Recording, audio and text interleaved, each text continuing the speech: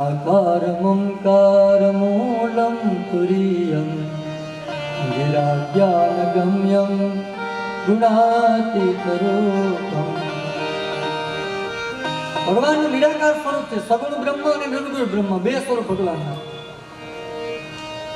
નરી આંખે જોઈ શકાય ન જોઈ શકાય આવા ભગવાનના રૂપો. મમય વાસો જીવલોકે જીવભૂત સનાતન મનઃ ષષ્ઠાનેન્દ્રિયાની પ્રકૃતિ સ્થાન કરશતિ. ગીતાજીના 15મા અધ્યાયમાં લખ્યું છે.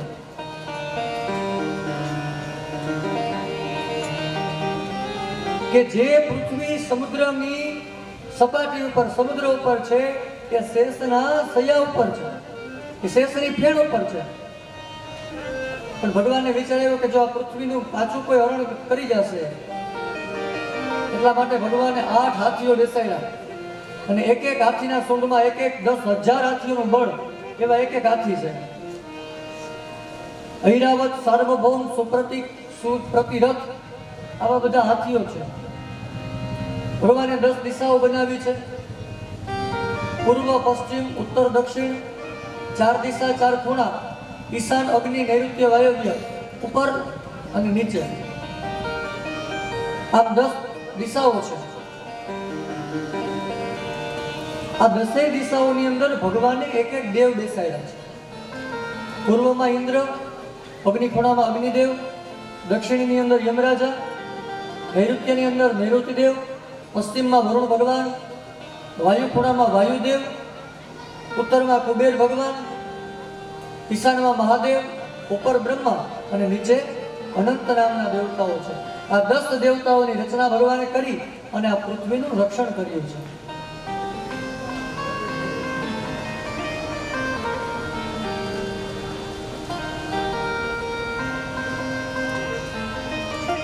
સરસ મજાની ભગવાને આ પૃથ્વી બનાવી.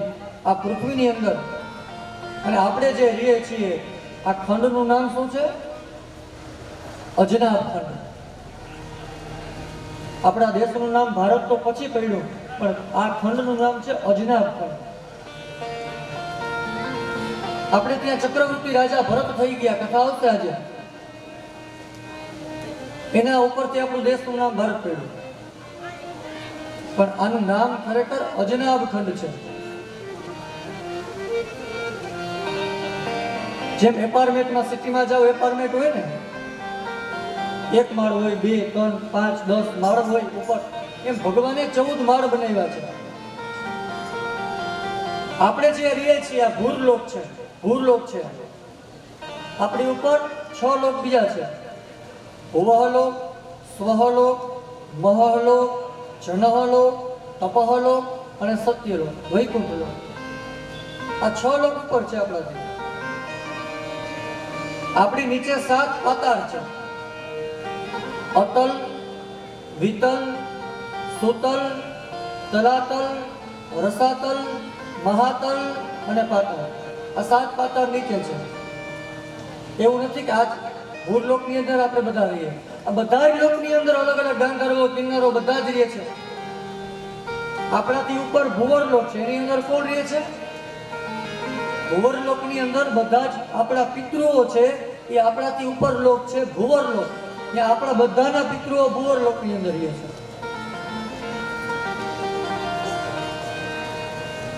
અને આપણે સાહેબ અહીંયા જેટલી ફેસિલિટી નથી ને, એ ફેસિલિટી ભુવરલોકમાં છે, પિતૃલોકમાં છે.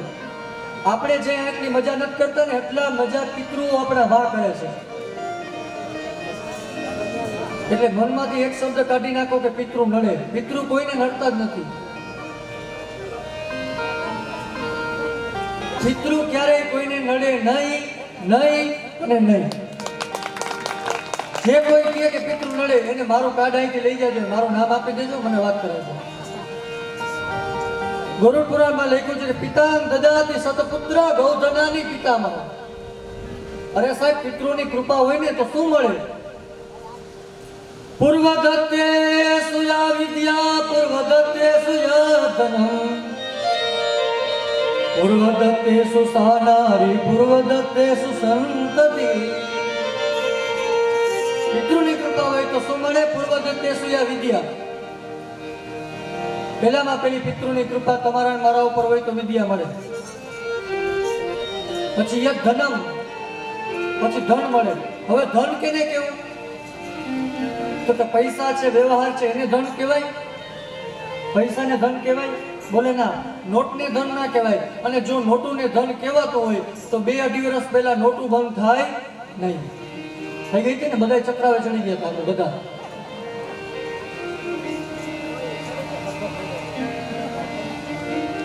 એ નોટ અને ધન ના કહેવાય. ધન કેને કહેવાય? 10 પ્રકારની લક્ષ્મી છે, 10 પ્રકારનું ધન છે. જો આ 10 વસ્તુ તમારી પાસે સારી હોય તો સમજી લેવાનું કે આપણા ઘરની અંદર સારું ધન છે ને છે. પહેલામાં પહેલા સારા પત્નીને સારા પતિ મળવો, પતિને સારી પત્ની મળવી, આ એકબીજાનું પૂરક છે.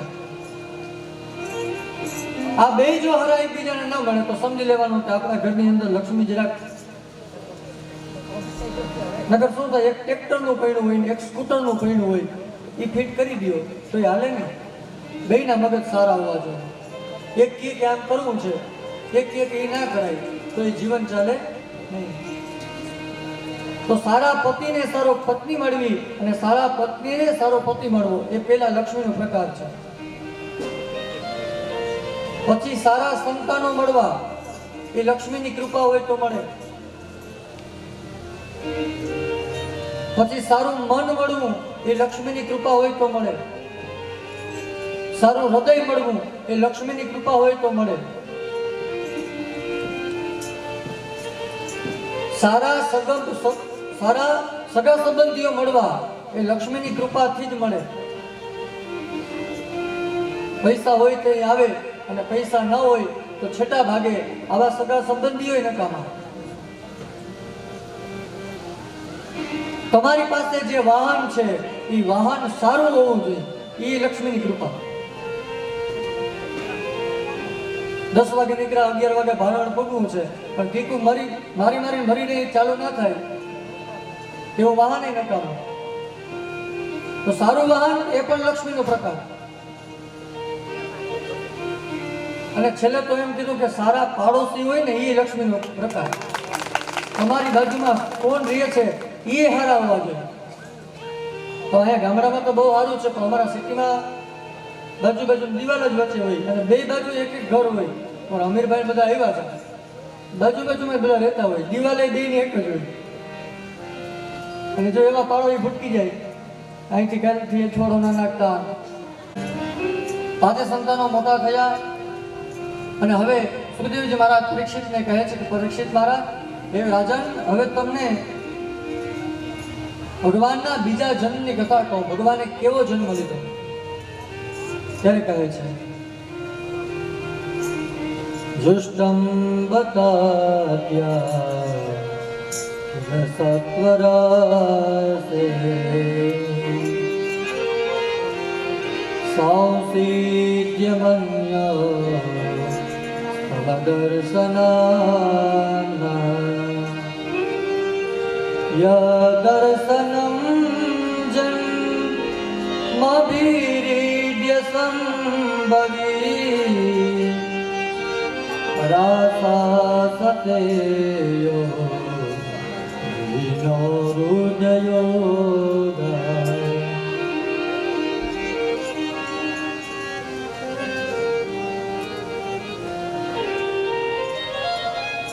મૈત્ર મહારાજ વિદુરજીને કહે, સુખદેવજી મહારાજ પરીક્ષિતને કહે છે કે પરીક્ષિત સાંભળ, એક જગ્યાએ કર્દમ ઋષિ ભગવાનની તપશ્ચર્યા કરે છે. હવે મનુ રાજાની જે દીકરીઓ છે એની લગ્નની કથા છે કે ક્યારે ક્યારે લગ્ન કર્યા, કોની સાથે કર્યા. તો રાજન બતાવે છે કે રાજન સાંભળ, એક દિવસ કર્દમ ઋષિ છે ભગવાનની તપશ્ચર્યા કરે અને તપશ્ચર્યા થઈ. તપશ્ચર્યાના પ્રભાવથી શ્રી હરિ કર્દમને પ્રગટ થયા છે.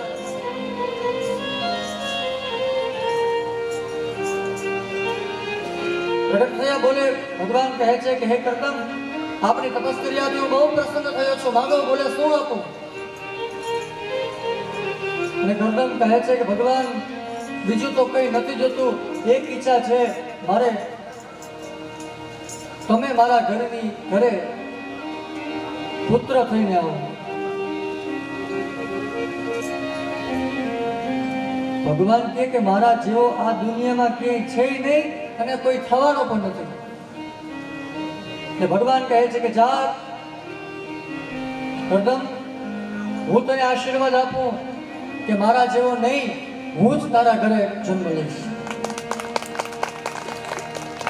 શ્રી હરિ ભગવાન કહે છે કે હે કરદમ,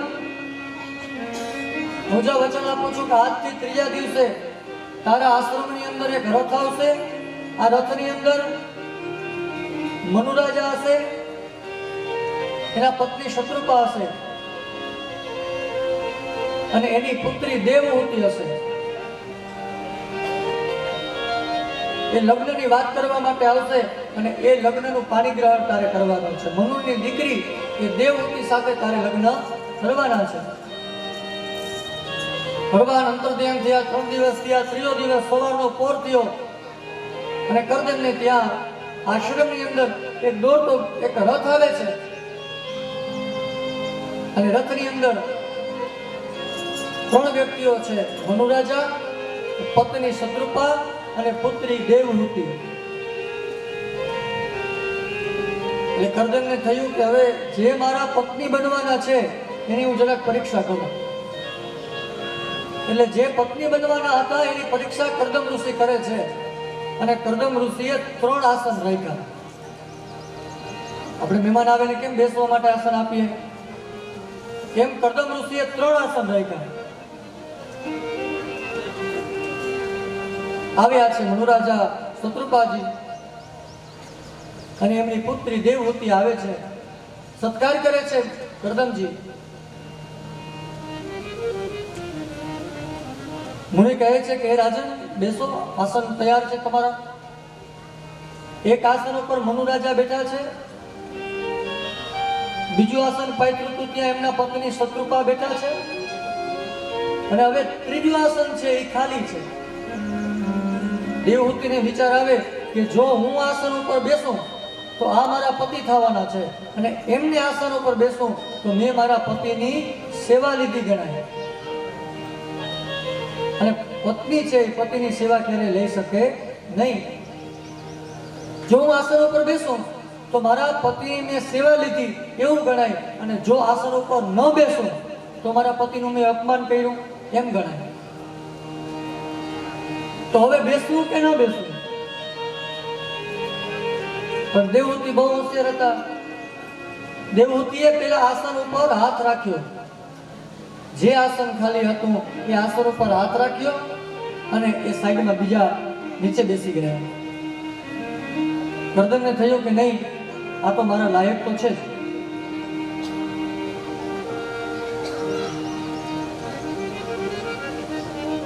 મનુરાજા કહે છે હે ઋષિ, અમે આપને ત્યાં આ મારી દીકરીના આપને સાથે લગ્ન કરવા માટે થઈ અને પ્રસ્તાવ મૂકવા આવ્યા છીએ. અમારા દીકરીના પાણી ગ્રહણ કરો અને લગ્ન સંસ્કાર છે ને એ બહુ મોટો સંસ્કાર છે. આપણે ત્યાં લગ્ન થાય ને એટલે ગુરુબાપા લગ્ન વાંચે, પાણી ગ્રહણ શુભમ ભવતુ, મંડપ મધ્યે કન્યા પધરાવો સાવધાન.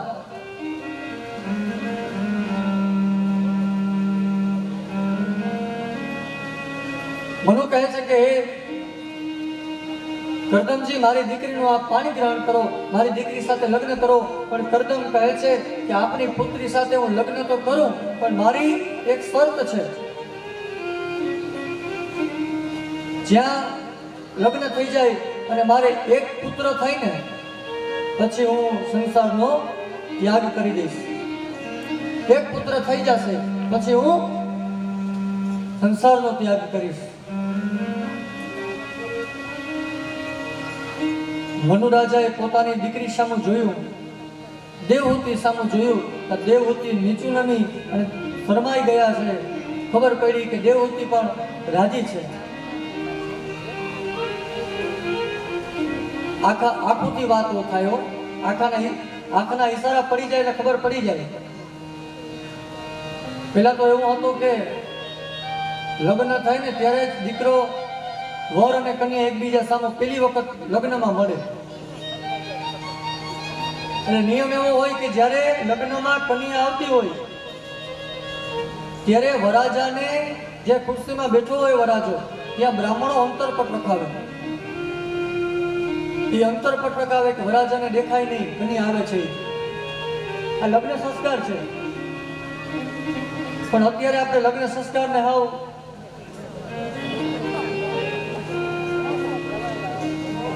લગ્ન જોવો એટલે મને તો લગ્ન કરાવવાની જાતોય નથી બહુ. અને પાછું એવું નથી કે કથા જ કરીએ છીએ, હવન કરીએ છીએ. આ કથા તો કાયમ હોય નહીં. જામનગરને હવન કરી દે. પણ લગ્ન સંસ્કાર છે, 16 સંસ્કાર છે. ગર્ભથી લઈ મૃત્યુ સુધીના 16 સંસ્કાર. એક એક પ્રત્યેક સંસ્કાર જો માણસના થાય ને તો માણસ જીવતો ભગવાન થાય. પણ હવે 16 સંસ્કારમાંથી એકય સંસ્કાર થતો નથી. પહેલામાં પહેલો સંસ્કાર ગર્ભાધાન સંસ્કાર. આપણે થોડો ભરાય ને સીમંત સંસ્કાર કહી. પહેલો સંસ્કાર નામકરણ સંસ્કાર. નામ સંતાનનું નામ આપવું હોય તો પુરોહિતના ઘરે જવું પડે, બ્રાહ્મણના ઘરે જવું પડે.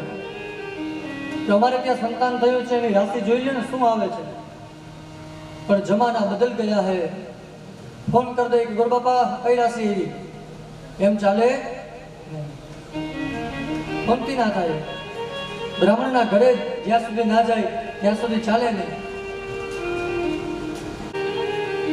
અને કરદમ ઋષિને જે વસ્તુની જરૂર હોય એ માં દેવહૂતિ પાસે માગવી પણ ના પડે, ખબર પડી જાય. ભગવાનના 8 પટાણીઓ હતા. ભગવાનને કઈ જોઈને તો 8 રાણીને મનમાં ખબર પડી જાય કે ભગવાનને આ જ જોઈ. અને માં દેવહૂતિ પોતાના પતિની સાળ સેવા કરે છે.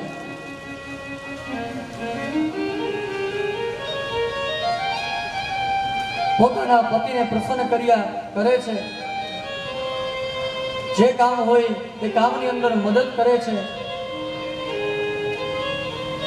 અને પછી તો સમય ગયો. સમયની જાતે આજ કરદમને ત્યાં સૌપ્રથમ દિવ્ય દંપતીની અંદર 9 કન્યાઓનો જન્મ થાય છે. 9 કન્યાઓનો જન્મ થાય છે.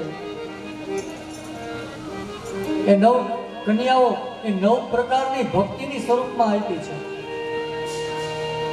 શ્રવણમ કીર્તનમ વિષ્ણુ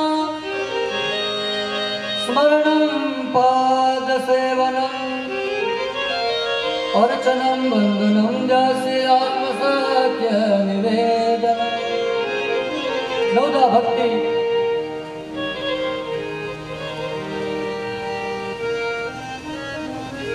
નવ પ્રકારની ભક્તિઓ, 9 પ્રકારની કન્યાઓનો જન્મ થાય છે.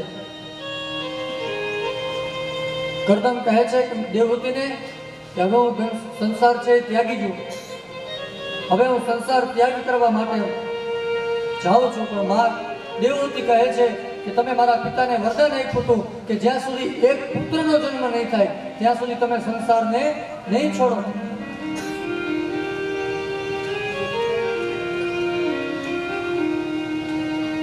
અને ત્યારબાદ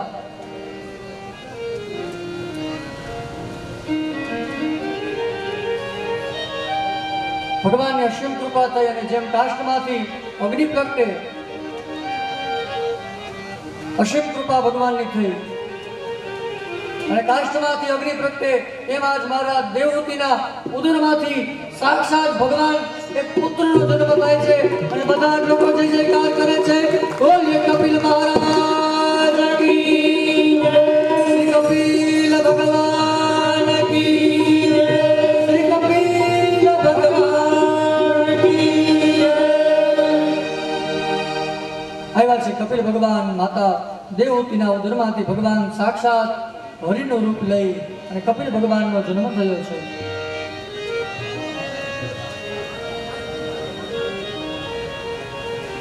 કપિલ ભગવાનની સ્તુતિ કરે છે. સાક્ષાત હરિ આવ્યા છે, કારણ કે ભગવાને આશીર્વાદ આપ્યો હતો કે મારા જેવો આ દુનિયામાં બીજો કોઈ નથી, પણ હું જ આવીશ તારા ઘરે. આ શ્રી હરિ કપિલ ભગવાનના રૂપમાં આજ કરદમને ત્યાં આવે છે. બ્રહ્માજી ઋષિઓને સાથે લાવ્યા. બ્રહ્માજીએ પોતાના પુત્ર કરદમને શાબાશી આપી છે. ધન્ય છે તારા ગૃહસ્થાશ્રમને. કપિલને કરદમ ઋષિને બ્રહ્માજી કહે છે કે તે બાપને પણ બેટો બનાવ્યો છે. ધન્ય છે તારા ગૃહસ્થાશ્રમને. બ્રહ્માજી કહે છે કરદમને કે મારી સાથે આ 9 ઋષિઓ આવ્યા છે. આ 9 ઋષિઓના લગ્ન, તારી 9 પુત્રી છે, 9 પુત્રીના લગ્ન આ 9 ઋષિ સાથે કરાવવા. એ 9 કન્યાના લગ્ન 9 ઋષિ સાથે કરાવવામાં આવ્યા. એમ મૈત્રી ઋષિને કલા, વશિષ્ઠને અરુંધતી આપી, અત્રિને અનુસૂયા આપી, અંગિરાને શ્રદ્ધા આપી, પુલસ્ત્યને અવિર્ભૂ આપી, પુલહનને ગતિ આપી, ક્રતુને ક્રિયા આપી, ભૃગુને ખ્યાતિ આપી. આમ 9 કન્યાઓ 9 ઋષિ સાથે લગ્ન કરવામાં આવ્યા. અને પછી હવે કરદમ ઋષિ છે જંગલ તરફ પ્રયાણ કરે છે. સંન્યાસ ત્યાજ્ય પોતાએ સંન્યાસ લીધો છે. માં દેવહૂતિએ વિચાર કર્યો કે મારા પતિ હવે જંગલમાં ગયા છે, એમણે તો મુક્તિનો માર્ગ લીધો, પણ હવે મને મુક્તિનો માર્ગ બતાવવાવાળું કોણ? મને પણ મુક્તિ જોઈ છે, પણ મને મુક્તિ આપે કોણ? અને ત્યારે કપિલ ભગવાને પોતાના દીકરાએ માને સાંખ્ય શાસ્ત્રનો ઉપયોગ કર્યો, ઉપદેશ આપ્યો, અમે કપિલ ગીતા કહી અને માને આશ્વાસન આપ્યું. માને સમજાવ્યું કે હે માં, તિતિક્ષવ કારુણિકા સ્વહદમ સર્વદેહિના. 4 શ્લોક છે, એમાં એને કપિલ ગીતા કહે છે.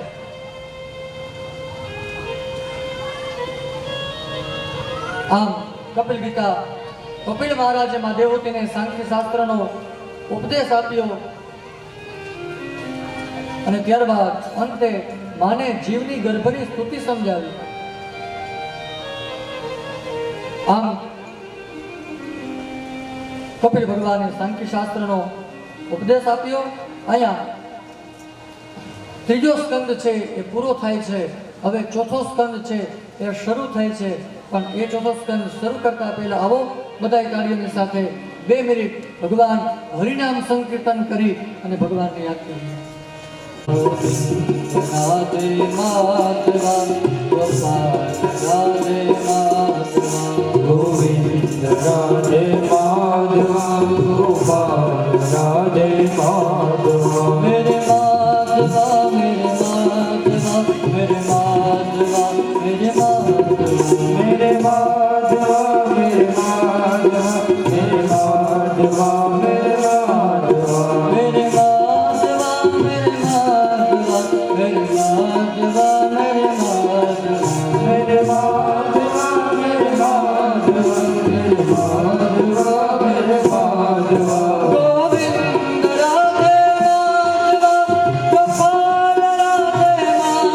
મેરે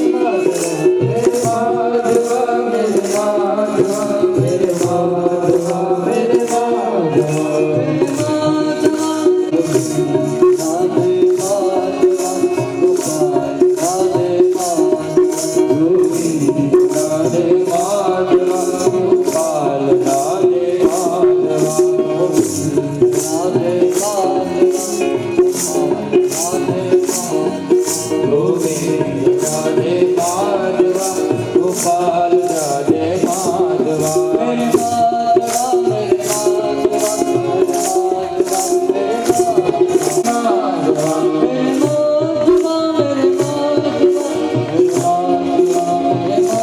मेरे माधवा मेरे माधवा मेरे माधवा मेरे माधवा मेरे माधवा गोविंद राधे माधवा गोपाल राधे माधवा गोविंद राधे माधवा गोपाल राधे माधवा मेरे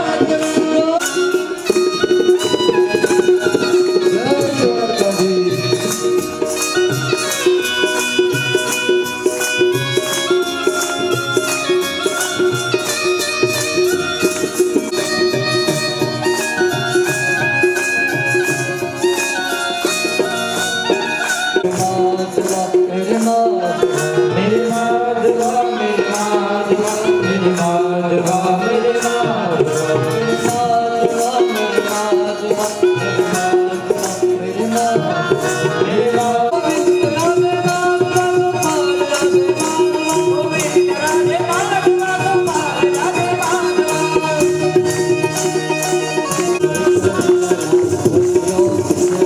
विठ्ठल विठ्ठल विठ्ठला हरि ओम विठ्ठला कोणे कोणे दिसला हे कोणी कोणी दिखेला हरि ओम विठ्ठला कोणे कोणे दिसला हे कोणी कोणी दिखेला हरि ओम विठ्ठला मेरा माया दिसला हरि ओम विठ्ठला मेरा माया दिसला हरि ओम विठ्ठला मेरा माया दिसला हरि ओम विठ्ठला मेरा माया दिसला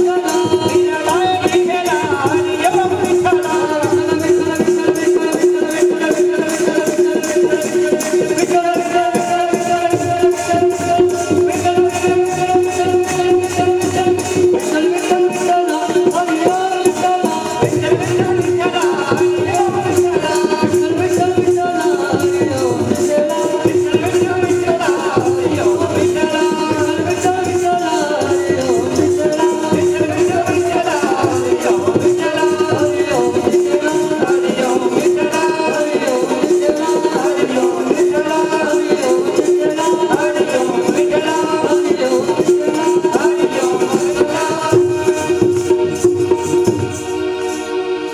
मेरे माधवा मेरे माधवा मेरे माधवा मेरे माधवा मेरे माधवा ચતુર્થ સ્કંદ એનું નામ છે વિસર્ગ લીલા. એ ભગવાનનો ડાબો હાથ છે.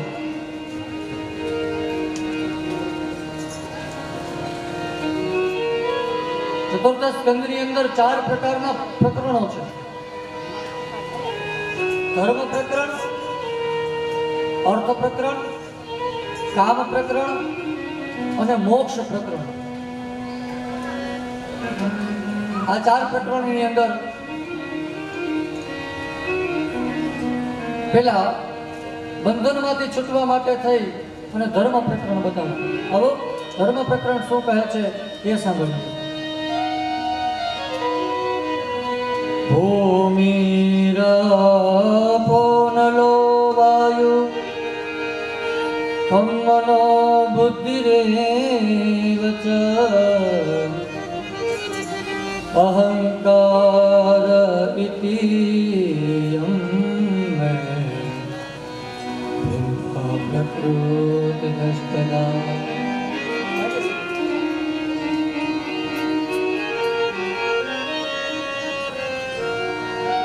મનોસ્તુ સતરૂપાયા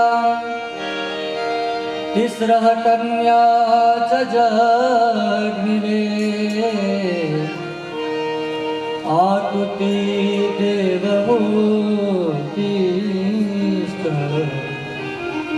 प्रसूति विसृता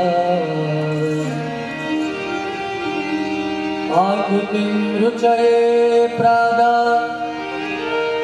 अपि भ्रातुमति नृपा पुत्रिका धर्ममाश्रित्य सतरूपानुमोदिता.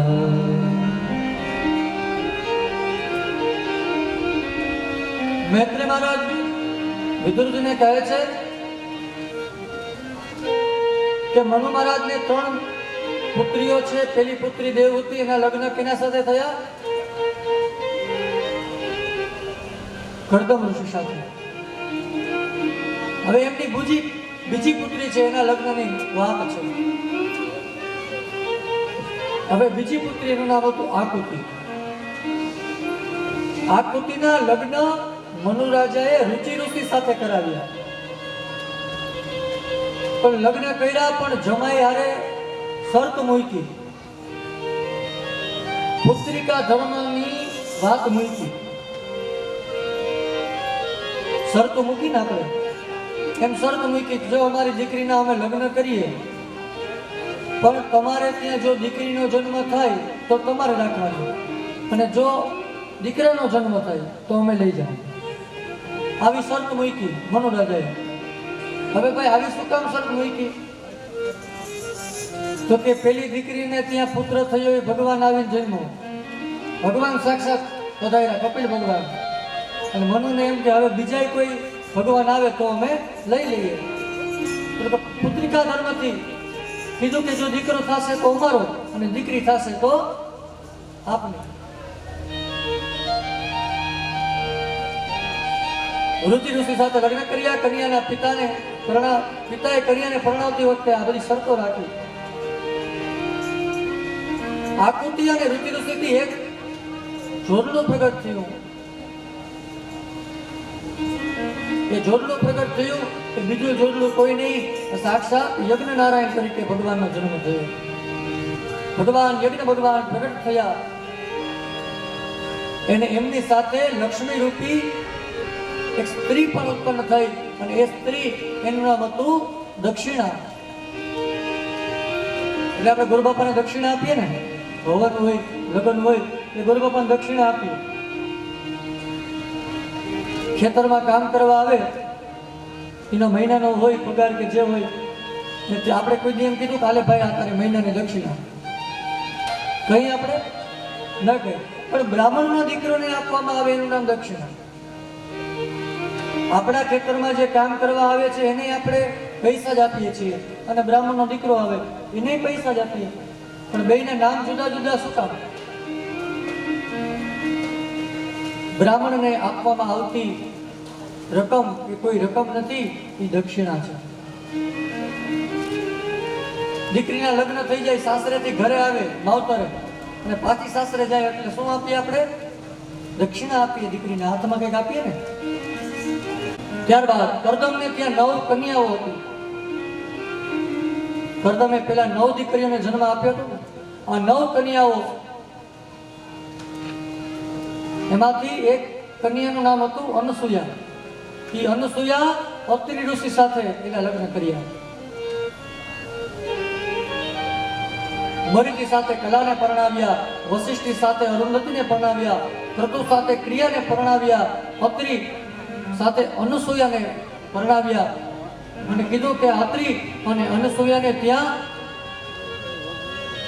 બ્રહ્મા, વિષ્ણુ અને મહાદેવ એ બાળક બની અને આવ્યા છે. દત્ત, દુર્વાસા અને ચંદ્રમા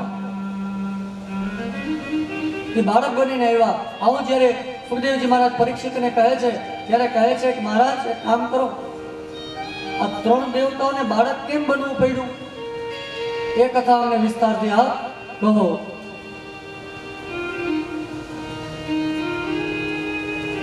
પૃથ્વી ઉપર અત્રિ ઋષિનો આશ્રમ છે.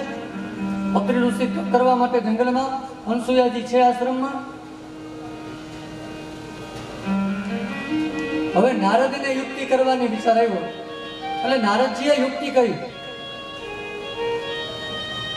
સૌપ્રથમ આવ્યા બ્રહ્મલોકમાં નારદજી, અને બ્રહ્મલોકની અંદર નારદજી આવી અને બ્રહ્માણીને, જે બ્રહ્મા સાવિત્રી હતા, બ્રહ્માણી હતા, નારદજીનું સ્વાગત કરે, પધારો,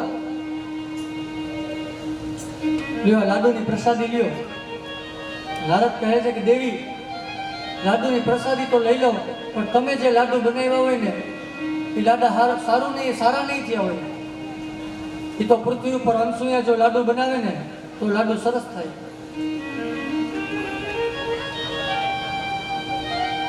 નારદજી આવ્યા વૈકુંઠની અંદર લક્ષ્મીજી પાસે. એ લક્ષ્મીજી પાસે પણ વખાણ કર્યા અનુસૂયાના. અને ત્યારબાદ આવ્યા કૈલાસની અંદર માં પાર્વતી પાસે પણ વખાણ કર્યા છે.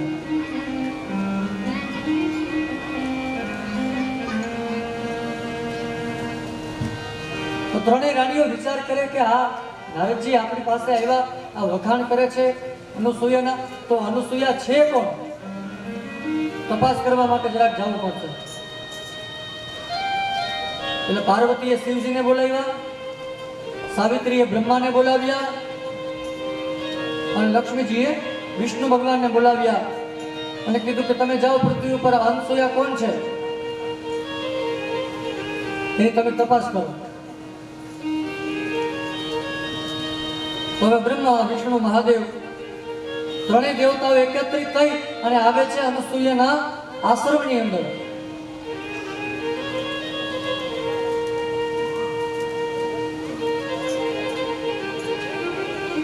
ભિક્ષા દેવાનો વિચાર કર્યો, ભિક્ષા આપો માં, પણ અમારી શરત એવી છે, આપ જ્યાં સુધી અમને નગ્ન અવસ્થામાં ભિક્ષા નહીં આપો ત્યાં સુધી અમે ભિક્ષા લેશું નહીં. અનુસૂયા વિચાર કરે કે જો નગ્ન અવસ્થામાં હું ભિક્ષા આપું તો મારો પતિવ્રતાનો ભંગ થાય. એટલે અનુસૂયાએ વિચાર કર્યો,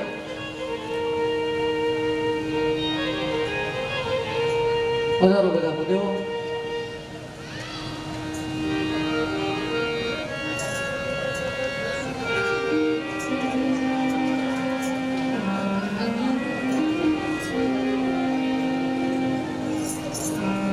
બધા જેટલા જ ભૂદેવો આવે છે ને આપણી કથાની અંદર, ભગવાનની અસીમ કૃપા છે ત્યારે આવે છે. અમારા જામનગરમાં કથા હોય તો બ્રાહ્મણો આવે, પણ સાહેબ આ બધા 90-100 કિલોમીટર સુધી કાપીને આવે છે. અને જેટલા જ આ ભૂદેવો બધા આવ્યા છે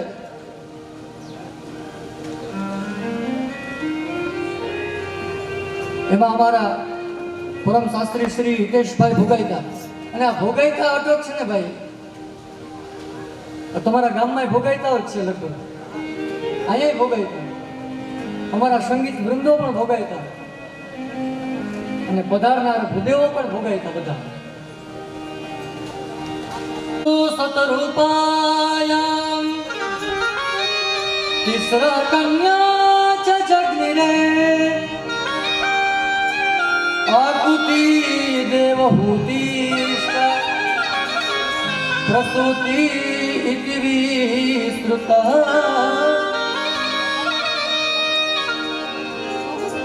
તો ત્રણેય દેવતાઓ ભેગા થયા આવે છે અનુસૂયાને ત્યાં કે નગ્ન અવસ્થામાં જો આપ અમને ભિક્ષા આપો તો ભિક્ષા સ્વીકાર કરીએ, પણ વિચાર કર્યો કે જો નગ્ન અવસ્થામાં ભિક્ષા આપું તો પતિવ્રતાનો ભંગ થાય. એટલે હાથમાં જલ લીધો અનુસૂયા અને ત્રણેય પર જ્યાં પાણી છાટ્યું તો ત્રણ દેવતાઓ બાળક બની ગયા છે. સમય ગયો, હવે લક્ષ્મીજી, પાર્વતીજી અને બ્રહ્માણીજી, સાવિત્રીજી શોધે છે કે ગયા ક્યાં. ભોગલા કરી પણ હજી આવ્યા નથી. નારદજીને બોલાવ્યા, નારદજી ક્યાં?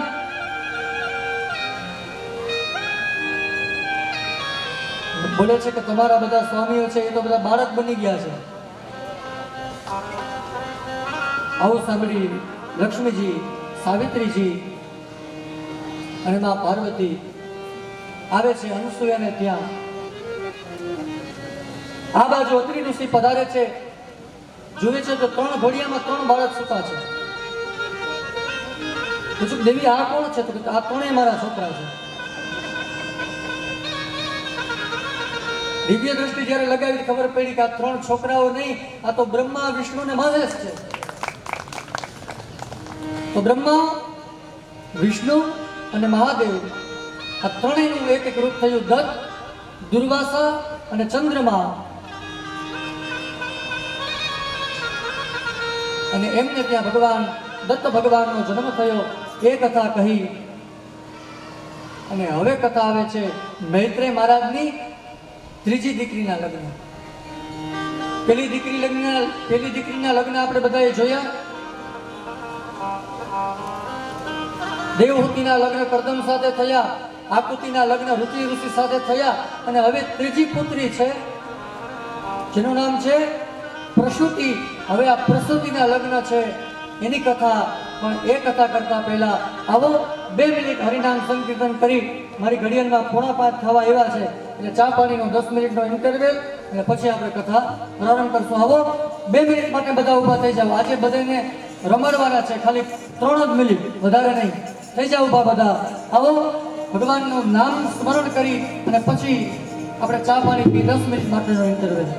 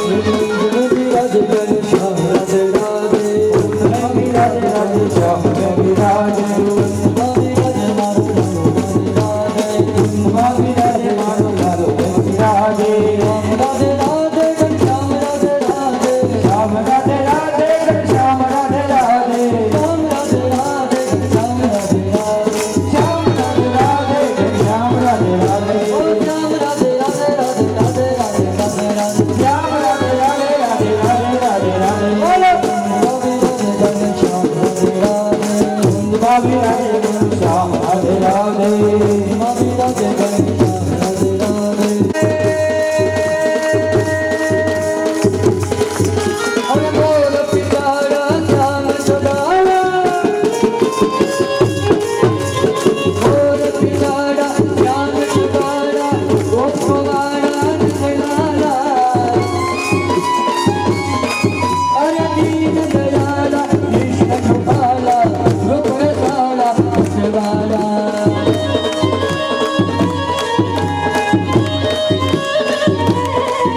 અરે ચીકડું ચોરી ભટકી ખોડી પ્યારી માયા લગાડી સર લગાડી મોરારી દિલ તોડ જગાડી મોરારી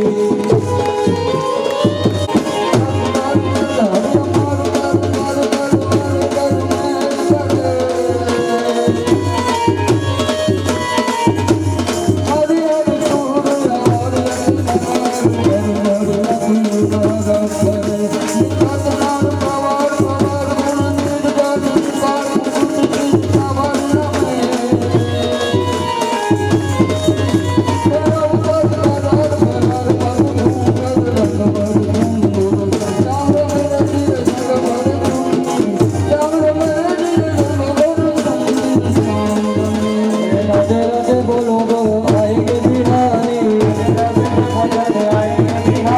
राधे राधे राधे चलो आएंगे बिहारी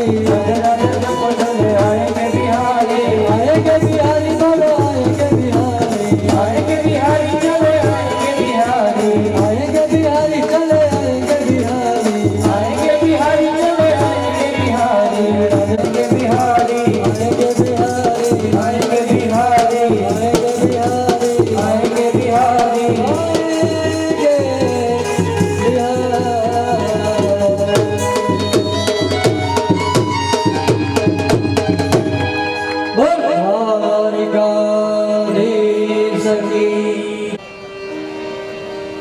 तिसरा कन्या च जगली रे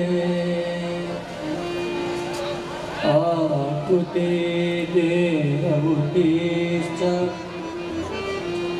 प्रसूति विस्तृता